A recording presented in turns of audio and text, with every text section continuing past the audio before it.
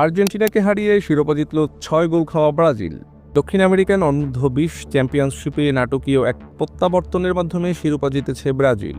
টুর্নামেন্টের শুরুতে চিরপ্রতিদ্বন্দ্বী আর্জেন্টিনার কাছে ৬-২ গোলের ব্যবধানে হেরে যাওয়া ব্রাজিল শেষ পর্যন্ত ১৩তম বারের মতো চ্যাম্পিয়ন হয়েছে। চূড়ান্ত পর্বে সমান ১০ পয়েন্ট নিয়ে শেষ ম্যাচের অপেক্ষায় ছিল ব্রাজিল ও আর্জেন্টিনা। ৭২ মিনিট পর্যন্ত চাপে থাকা দলটি শেষ ১৭ মিনিটে দুর্দান্ত প্রত্যাবর্তন করেন।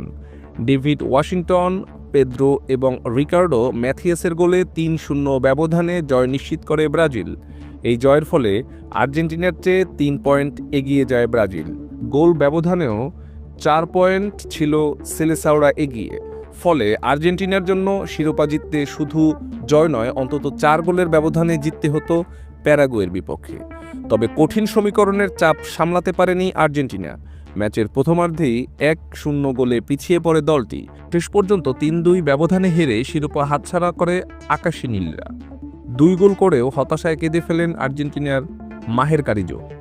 এই জয়ে ব্রাজিল টানা দ্বিতীয়বারের মতো দক্ষিণ আমেরিকান অনূর্ধ্ব-২০ চ্যাম্পিয়নশিপের শিরোপা জিতল।